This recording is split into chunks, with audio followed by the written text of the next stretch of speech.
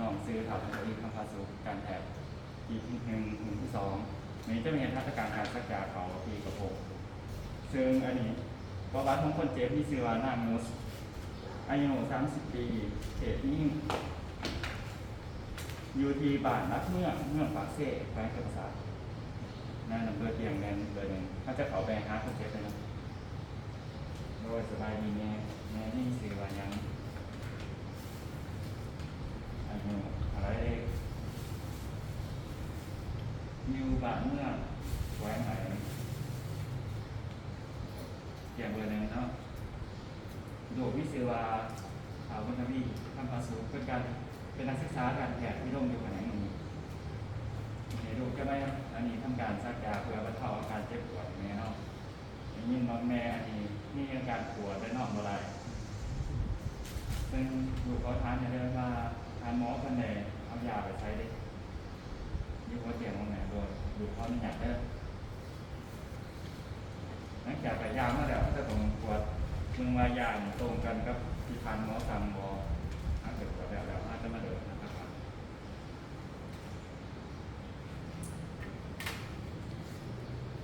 จะมาหลัง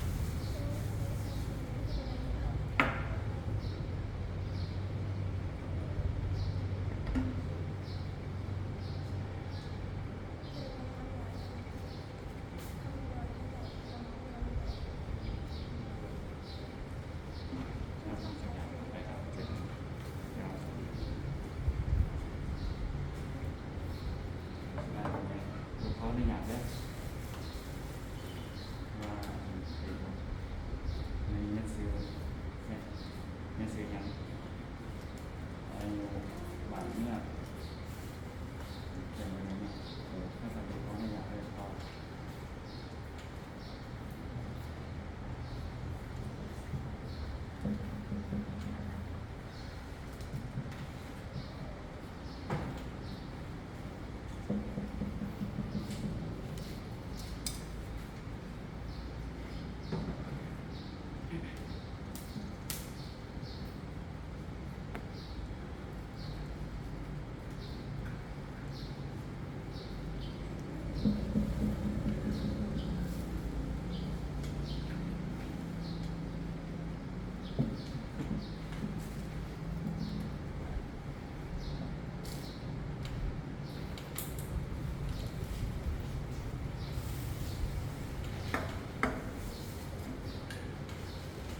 น่นอนหากคำนั้นจะพังเขาตรงไปกันอย่างสุดนะครับ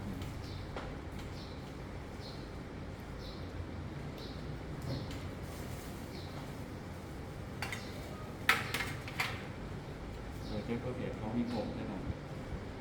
ใส่กระถางที่เตรียมมาต่อการ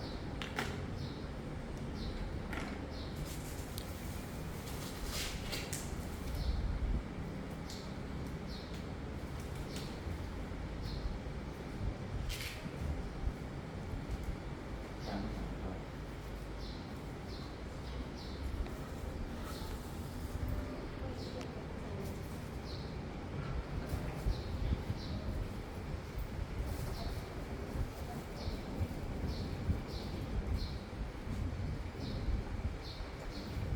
โดยแม่อย่าเลิกถามหากว่าแม่มีอาการแผลในหน้ากากต่อตุ่มใช่ไหมเพราะว่าเริ่มมีการขั้นหรือว่าอย่างไรก็ตามสามารถทำอย่างอื่นพนักงานคนอื่นหรือว่าทางหมอถามว่าเห็นพนักงานคนใดก่อนทำการเป็นอะไรเราก็เข้าใจนะ